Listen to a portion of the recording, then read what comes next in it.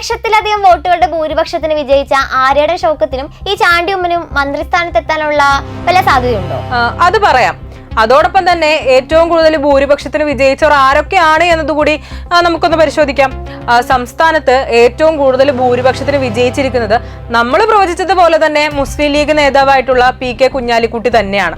85,327 വോട്ടിന്റെ ഭൂരിപക്ഷത്തിനാണ് അദ്ദേഹം മലപ്പുറത്ത് നിന്നും വിജയിച്ചിരിക്കുന്നത്. സംസ്ഥാനത്ത് ഏറ്റവും കൂടുതൽ ഭൂരിപക്ഷത്തിന് വിജയിച്ചവരിൽ കൂടുതലും ലീഗ് സ്ഥാനാർത്ഥികൾ തന്നെയാണ്.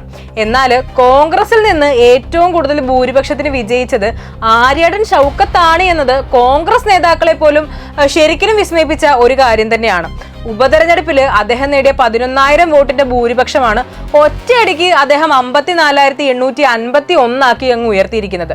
ഈ ഒരു വമ്പം വിജയം അദ്ദേഹത്തെ ഇനി മന്ത്രിസ്ഥാനം തേടി എത്തുന്നതിൽ വരെ എത്തിയാലും എന്തായാലും അത്ഭുതപ്പെടാനൊന്നുമില്ല.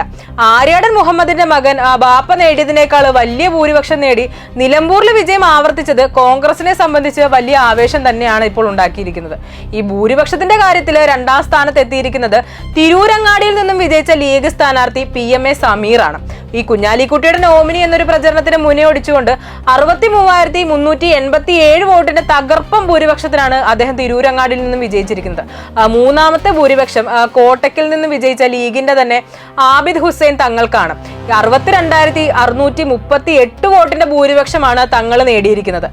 4ാം സ്ഥാനത്താകട്ടെ മഞ്ചേരിയിൽ നിന്ന് മത്സരിച്ച ലീഗിന്റെ തന്നെ സ്ഥാനാർത്ഥിയായിട്ടുള്ള M റഹ്മത്തുള്ളയ്ക്കാണ്.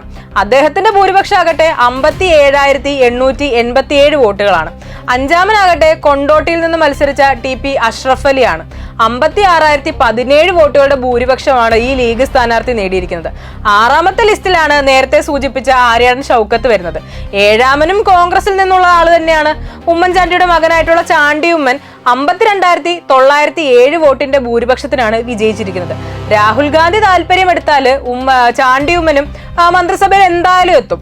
ഈ ഭൂരിപക്ഷത്തിന്റെ കാര്യത്തിൽ 8ാം നമ്പറുകാരൻ വള്ളിക്കുന്നിൽ നിന്ന് മത്സരിച്ച TV ഇബ്രാഹിമാണ്.